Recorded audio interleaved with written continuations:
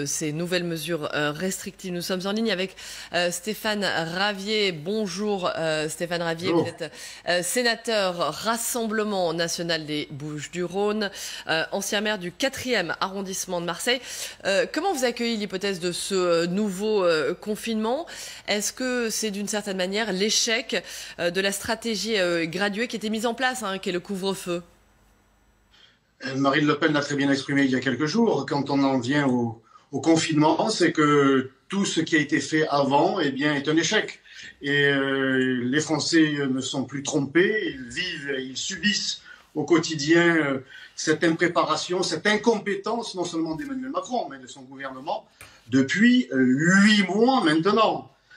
30 000 morts et 240 jours après le début de la crise, Emmanuel Macron on revient au point de départ avec ce confinement et en culpabilisant les Français. Il y a une véritable covidisation, une covidisation des esprits, parce qu'en amont, il n'a toujours pris ou n'a tiré aucun enseignement de ce qui s'est passé pendant cette première vague, alors que l'Italie, par exemple, a recruté près de 20 000 soignants.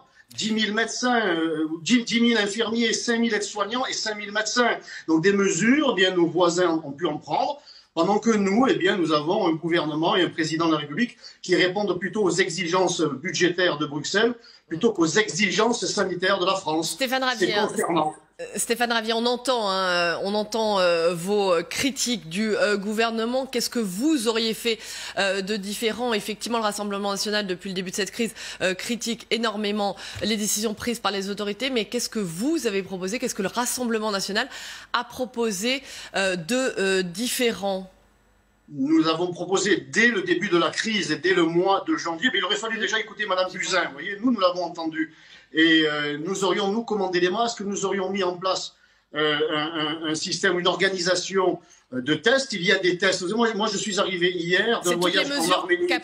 C'est toutes les mesures qu'a pris le gouvernement. Mais bien sûr que non, chère madame. Mais bien sûr que non. Les masques, il en a manqué. On nous a même dit au départ que nous n'en avions pas besoin, pour nous dire au mois de mars que si nous en avions, il fallait les amener dans les hôpitaux qui en manquaient cruellement. Donc moi je suis allé en Arménie, je suis rentré d'Arménie hier soir, et j'ai été testé à l'aéroport. Donc vous allez me dire, voilà, c'est quelque chose de très bien.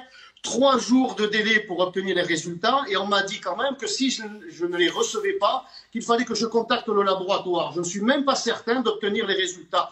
3 jours, c'est beaucoup trop long. Il y a des tests qui permettent d'obtenir les résultats au bout de 24 heures. Mais tout ça, ça se finance, donc ça se prépare. Cette préparation, nous avons eu 8 mois pour la mettre en place. Rien n'est venu. Il n'y a eu aucune augmentation de lits dans les hôpitaux. Il n'y a pas eu de mise en place de tests efficaces. Et aujourd'hui, en bout de chaîne, Emmanuel Macron est obligé de sanctionner les Français alors que c'est ce gouvernement qu'il faut sanctionner. Très bien.